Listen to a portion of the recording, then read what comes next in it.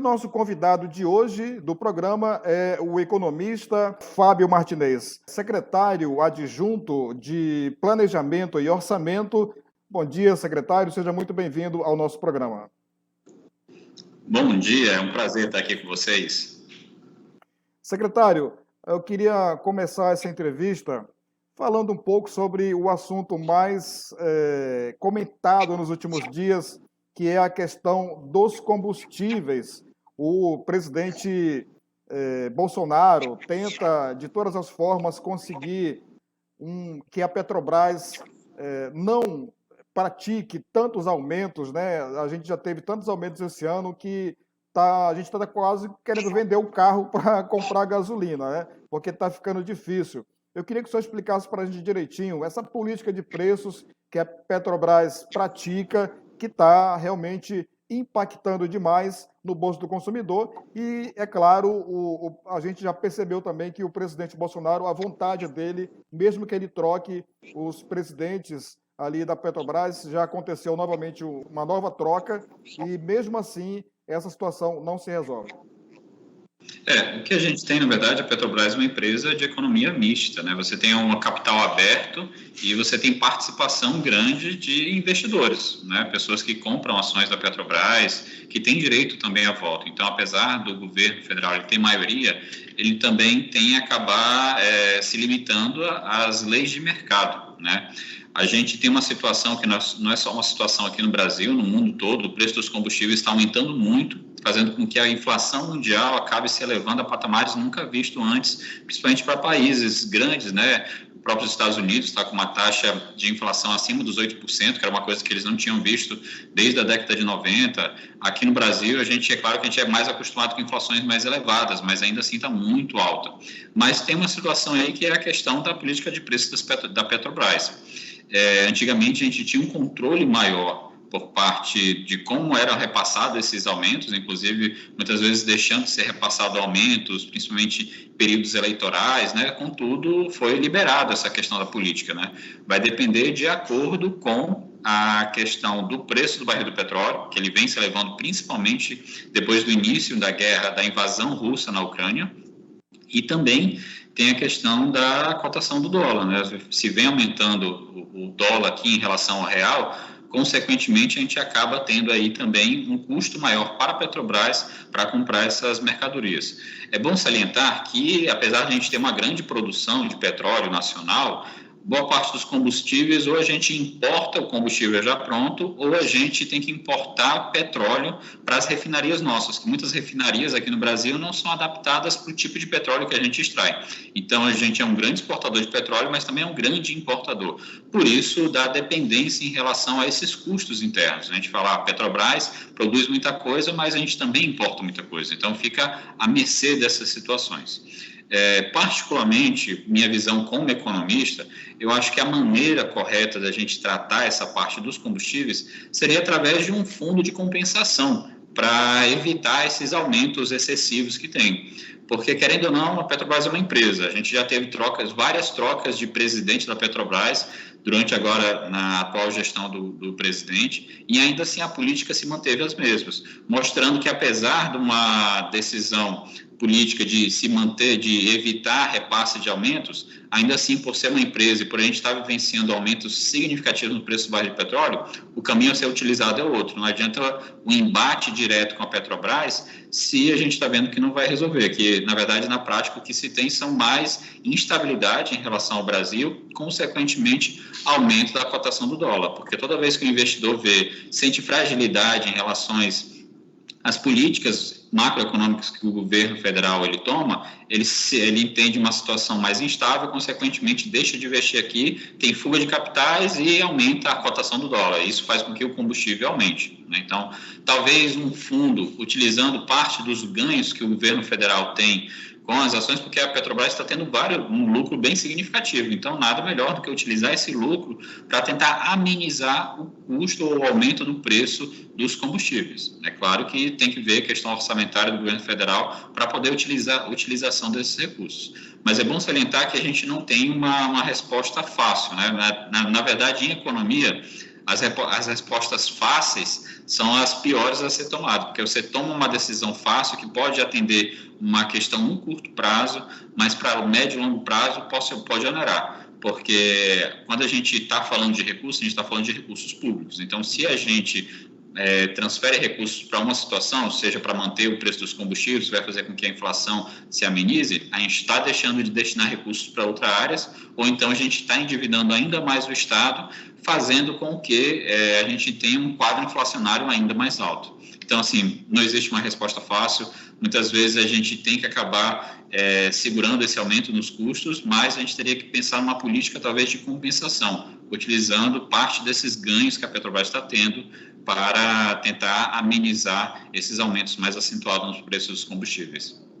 Esse esforço do governo para diminuir os impostos, o ICMS, tanto dos estados quanto do governo federal, enfim, esses impostos federais também que incidem sobre o combustível, não vai adiantar de nada, então, porque, pelo que a gente está percebendo, com os constantes aumentos aí dos preços dos combustíveis, mesmo que o governo tenha essa questão aí de redução dos impostos, o presidente fala até em zerar alguns impostos, isso também acaba comendo, os reajustes acabam comendo esse esforço do governo federal? Exatamente. Na verdade, assim, primeiro a gente está tratando uma questão federativa, né? O ICMS é questão dos estados, então você não pode simplesmente definir, não, você vai deixar de arrecadar esse imposto, que muitas vezes é um imposto muito relevante, né? Para a maioria dos estados, o imposto sobre os combustíveis é o principal fator de arrecadação do ICMS, né? Aqui em Roraima é o principal, em torno de 40%, então tem uma questão significativa, e tem uma questão de que o ICMS não é só do Estado, 25% dele é dos municípios, então quando você fala em zerar, você está tirando também recursos dos municípios, e esse recurso do ICMS, obrigatoriamente, parte dele tem que ser gasto com educação e saúde, então você está tirando dinheiro da educação, da saúde, dos municípios e de outros gastos. A gente sabe também que, por conta da dinâmica de preços estabelecida, muitas vezes a redução ou você zerar o tributo do ICMS acaba não tendo efeito prático, porque ele acaba sendo, o efeito dele sendo reduzido a nada, porque a gente teve aumento. Você reduz por conta dos impostos, mas logo em seguida vem um aumento de preços, né? Então, na prática, o que você tem é basicamente uma redução da arrecadação estadual, o preço acaba não caindo como se esperava. Contudo, é importante salientar até o caso aqui de Roraima. Roraima hoje é o estado que tem a menor taxa de ICMS de combustíveis. Graças à política desenvolvida pelo governador Antônio Denário, de saneamento das contas públicas, foi possível o estado fazer esse sacrifício de reduzir sua taxa de ICMS para 17%, a menor do país, possibilitando até entrando dentro do que o presidente quer que seja aplicado para todos os estados. Na verdade, Roraima já está dentro disso, né? Isso possibilitou que a gente tivesse uma das gasolinas mais baratas do Brasil. Se você for hoje aqui atravessar a fronteira, for para o estado vizinho aqui do Amazonas, você vai ter uma gasolina bem mais cara do que a gente tem aqui. Então, a gente, se não me falha a memória, o último levantamento, Roraima tinha a terceira menor valor da gasolina média. Então, a gente já tem o resultado. E antes disso, a gente tinha o valor mais alto da gasolina do país, né? E olha que a gente está a gente fala, a posição nossa é muito privilegiada em relação ao comércio exterior, contudo a gente fica distante de grandes centros produtores, a gente não produz gasolina aqui, nem tem grandes jazidas e tudo mais para a gente fazer esse tipo de trabalho, então vem de fora, então além do custo da gasolina, a gente tem um custo do frete para trazer a gasolina para cá, né? Então já é mais elevado por conta disso. Alguns estados produtores, como é o caso de São Paulo, Rio, você tem um custo de frete basicamente zero, né? Aqui não, tem esse custo. E por conta dessa política, a gente conseguiu sim fazer com que o nosso preço dos combustíveis seja menor do que no restante do Brasil, pelo menos em média, né? São poucos estados que têm uma gasolina ao patamar que a gente tem hoje. Eu não estou falando que a nossa gasolina é barata, até porque a gasolina não está barata, né? Mas ainda assim, comparando com os demais estados, graças à política fiscal que o governador Antônio Denário vem desenvolvendo, a gente está conseguindo sim ter um resultado positivo e comparativamente uma gasolina menor do que outros estados. Ou seja, não tem saída fácil para o consumidor tão cedo, né? Não, infelizmente não tem. Essa questão na guerra na Ucrânia fez com que aumentasse ainda mais, fez com que a inflação aumentasse ainda mais, consequentemente, a política que vários países, inclusive o Brasil, adotou de injeção de recursos para estimular o consumo, Se por um lado a gente teve, de fato, uma injeção de consumo, aumento do consumo, fez com que o emprego voltasse a uma posição boa, né? E tanto é que a taxa de desemprego começou a cair no Brasil, aqui no estado de Roraima. Contudo, mais recursos sendo injetados em todas as economias acaba aumentando a inflação, né? Então, o que os países do mundo afora estão fazendo? Aumentando sua taxa de juros. Recentemente, os Estados Unidos aumentou sua taxa de juros em 0,75%, né, fazendo com que muitos investidores preferissem sair de países que estão em desenvolvimento para aplicar o seu recurso em tesouros americanos. Consequentemente, a cotação do dólar aumenta e a inflação interna aumenta também, né? Então, essas políticas que são tomadas em outros lugares, guerras que são tomadas em outros continentes, acabam afetando a vida do dia a dia dos consumidores aqui no estado de Roraima, por exemplo. Apesar disso, a gente tem um governo muito comprometido com o bem-estar da população e acaba tomando decisões para conseguir amenizar um pouco a situação, pelo menos comparando com os demais estados da federação. Falando de inflação, o senhor falou em inflação, vamos entrar nesse assunto também. Está cada vez mais difícil ir ao supermercado, né, secretário? Ou seja, você vai no supermercado essa semana, faz suas compras, quando você volta lá na próxima semana, os preços praticamente já dobraram, em alguns casos dobram mesmo. Como é que o consumidor pode se safar dessa situação? Porque eu imagino quem ganha salário mínimo, né, gasta praticamente todo o salário ali somente numa ida ao supermercado. Como é que a gente deve fazer para economizar cada vez mais para conseguir sobreviver até o final do mês?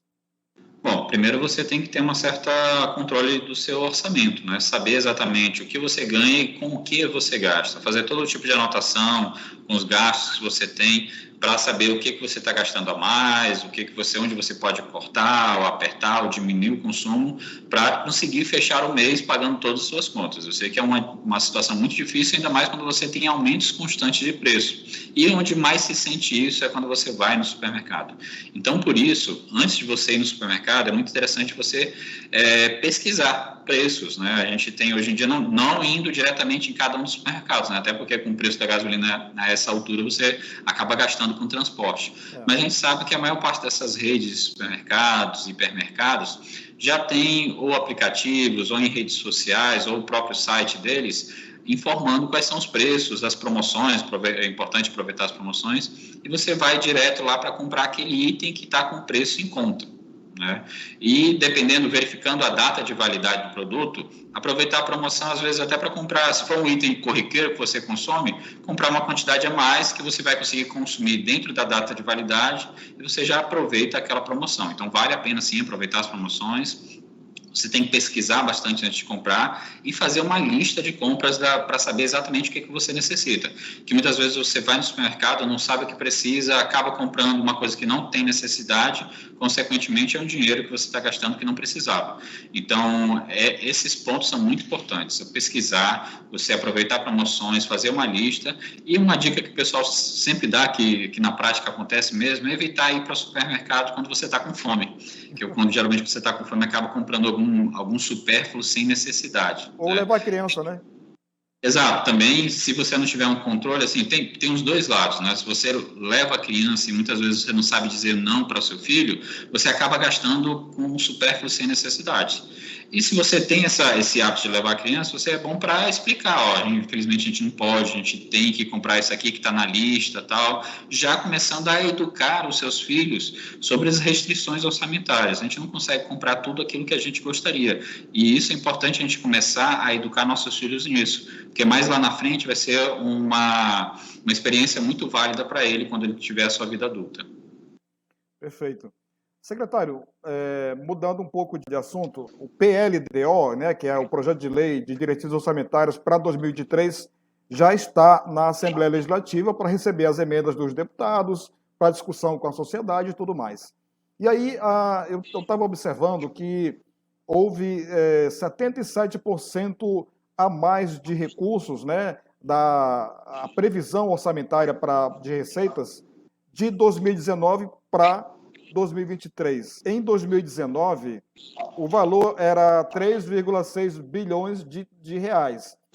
Para o próximo ano, no ano de 2023, a previsão é de 6,3 443 bilhões de reais, ou seja, 77,5% maior do que 2019. E todo mundo que mora aqui em Roraima conhece a situação do Estado quando o governador Antônio Denário pegou o governo, né, no final de 2018, já como interventor.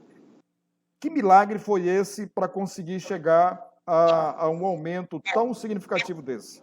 Na verdade, não foi milagre, né? Não, foi gestão, né? A gente tem aí o caso clássico de boa gestão aplicada para a administração pública, né? O governador, ele não tinha experiência na administração pública, né? Que muitas vezes falava, não tem experiência ali, mas ele tinha experiência e tem muito boa da iniciativa privada. A gente sabe que na iniciativa privada você tem que contar também as moedas para conseguir fechar o mês, pagar seus funcionários, fornecedores, e ele colocou isso em prática na administração pública e deu muito certo. Tanto é assim, estou como secretário, mas sou servidor de carreira aqui do Estado há 14 anos. E eu vivenciei, eu e minha família, em 2018, essa situação. Sem dinheiro para pagar salários, situação muito difícil. Muitas famílias aqui, não só a minha, mas muitas famílias do Estado de Roraima, depende unicamente do seu salário que recebe da administração pública, né? Então, 3 meses atrasado, né? Exato, então a situação foi muito delicada. E o governador, em tempo recorde, você pega o Estado em frangalhos e consegue reerguer suas finanças, consegue pagar os fornecedores, pagar os servidores em dia. Ele primeiro trabalhou em relação à sua gestão, verificar o que era gasto supérfluo. Lembra que eu falei aqui que a gente tem que fazer no dia a dia, saber exatamente quanto ganha, com o que gasta, onde pode reduzir para pagar aquilo que a gente precisa? Foi exatamente isso que o governador fez. Aquilo que a gente faz em casa no nosso dia a dia, ele aplicou para o governo. E cortou onde deveria, onde não precisava, ou segurou alguns gastos, postergou, né? Porque a prioridade sempre foi pagamento de folha de pagamento de servidores, pagar fornecedores. Então, deu essa prioridade porque ele sabia que era isso que a população precisava. E quando foi conseguindo melhorar a situação, cortando tudo que foi mal feito nas gestões anteriores, inclusive conseguiu até pagar muitas dívidas de gestões anteriores. O trabalho foi tão bem feito que, além de conseguir colocar em dias todos os pagamentos, né, honrando tudo aquilo que ele se comprometeu, ele pagou quase 2 bilhões de reais de gastos de gestões anteriores, né? Então, fez o dever de casa também, que conseguiu fazer isso. Além disso, e puxando aqui um pouco mais para o lado da Secretaria de Planejamento, teve um trabalho muito grande nosso aqui de rever dados, estatísticas populacionais e de renda, que o próprio IBGE calcula todo ano, que são bases e critérios para o repasse do FPE. A gente sabe que a maior parte do recurso nosso aqui do Roraima vem do Fundo de Participação do Estado e a gente tem uma parte desse recurso que ele é distribuído de acordo com critérios populacionais e critérios em relação à renda domiciliar per capita. A gente sabe que a gente vem vivenciando aí, além da pandemia, uma crise migratória sem precedentes, que acabou fragilizando muito os gastos do governo, né? Porque ele tem que atender com saúde, educação, segurança pública, esse fluxo migratório muito grande. Só que a gente não via esse reflexo nos dados estatísticos de Roraima, né? A população não tinha aumentado, a gente conseguia um árduo trabalho só a partir de 2018 considerar isso, e a partir de 2020 a gente conseguiu incorporar também esse impacto na renda da população. O que eu estou querendo dizer aqui? A gente sabe que com esse fluxo migratório, muita gente com um nível de renda muito baixo, próximo de zero, começou a se instalar aqui. E isso faz com que, naturalmente, a renda média do roraimense diminua. Porque se tu tem um fluxo muito grande de pessoas que não têm quase nada de renda, quando soma com os demais e divide pela população total, nossa renda naturalmente tende a diminuir. E outra coisa que foi constatado, que a renda domiciliar per capita do Brasil como um todo, ele não inclui a renda da população indígena. E pode ser para o Brasil, não faz tanta diferença, que isso representa apenas 0,3% da população do Brasil. Mas para o estado de Roraima, é quase 11% da população. Então, a gente tem um impacto muito grande, né? Então, isso faz com que esse trabalho feito técnico, realizado pela Secretaria de Planejamento, e em conjunto aí com um trabalho muito bem feito pela Procuradoria, a gente conseguisse rever nosso indicador aqui do FPE de Roraima, tendo aí um crescimento na casa de quase R$1 bilhão a mais só de repasses do FPE. Então, isso foi um trabalho aqui que eu gosto muito de falar, porque é um trabalho da parte técnica, em conjunto com todo o apoio que o governador Antônio Denário dá, e também com a questão política que ele tem, né? O peso político que o governador Antônio Denário tem, e isso fez com que os nossos repasses do FPE aumentassem, possibilitando a gente conseguir tanto honrar os gastos do dia a dia, quanto também projetos novos. O governo de Roraima está fazendo 1000 obras em 1000 dias, né? Então isso se faz por conta também desse aumento de recursos. E uma coisa que eu não posso deixar de falar também é o aumento da arrecadação própria aqui do estado de Roraima. Sim. O governador Antônio Denário, com sua gestão, conseguiu sanear as finanças públicas, pagando em dia para os servidores, e isso aumentou a confiança dos servidores para consumir mais. A gente sabe que a maior parte dos consumidores aqui são servidores públicos, eu tenho uma certa ligação com a administração pública, vendendo algum tipo de serviço, seja empresário, seja o próprio servidor público. Isso aumentou a confiança por parte dos empresários também, que fez com que eles contratassem mais gente e vendessem mais. Tanto é que a nossa ICMS está crescendo ano após ano, possibilitando aí uma maior arrecadação graças a esse bom ambiente de negócio que o governador Antônio Denário está conseguindo na sua gestão. Isso explica, então, ter aumentado a arrecadação sem ter aumentado impostos, inclusive diminuído alguns?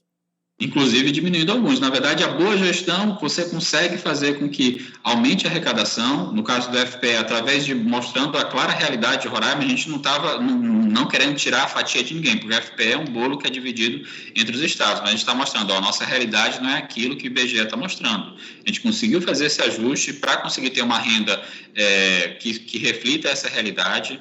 A gente conseguiu criar um ambiente de negócio favorável, inclusive para a gente conseguir reduzir impostos, que foi o que, na verdade, eu acho que nenhum outro governo fez o que o governo Antônio Denário está fazendo, redução de impostos para vários tipos de segmentos, estimulando ainda mais as vendas, consequentemente aumentando a arrecadação. O governo ele quer aumentar a arrecadação não por aumentar a alíquota, não, a gente quer aumentar a arrecadação por conta do estímulo à economia. A gente sabe que quem vai promover um crescimento econômico é a iniciativa privada e, consequentemente, a iniciativa privada crescendo vai aumentar suas vendas, consequentemente, a arrecadação e o recurso que vem para o governo do estado para tocar suas políticas públicas.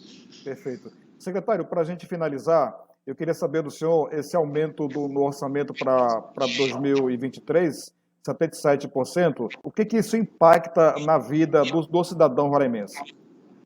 Bom, com mais recursos a gente consegue fazer melhor, mais e melhor as políticas públicas desenvolvidas. A gente consegue atender com melhor qualidade, com maior quantidade de recursos, tanto a parte de educação, saúde, segurança pública, que isso acaba se refletindo no dia a dia da população. Seja quando ela vai no hospital, que ela vai ver reformado, com novos anexos, seja quando ela vai para a escola, que ela vai ter uma escola reformada, com professores qualificados e bem remunerados, que acaba estimulando a qualidade de ensino, seja quando ela está na rua e vê carros da polícia rodando por todos os locais, dando a segurança que a população tanto precisa. Então, quando a gente fala em crescimento das receitas do Estado, a gente não está falando que o Estado está mais rico, não. A gente está falando que o Estado consegue possibilitar políticas públicas que vai atender os seus cidadãos. A gente está vendo isso na gestão do governador Antônio Denário. O recurso a mais que entra, ele não vai desviado para nenhum outro lugar. Ele é aplicado diretamente em políticas públicas que fazem com que aumente o bem-estar da população roraimense.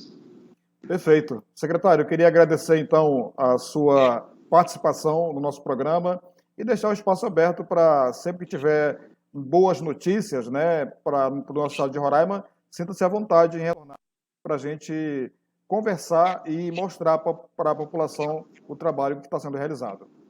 Opa, é um prazer aqui, na verdade, até está sendo corriqueiro a gente dar boas notícias, né?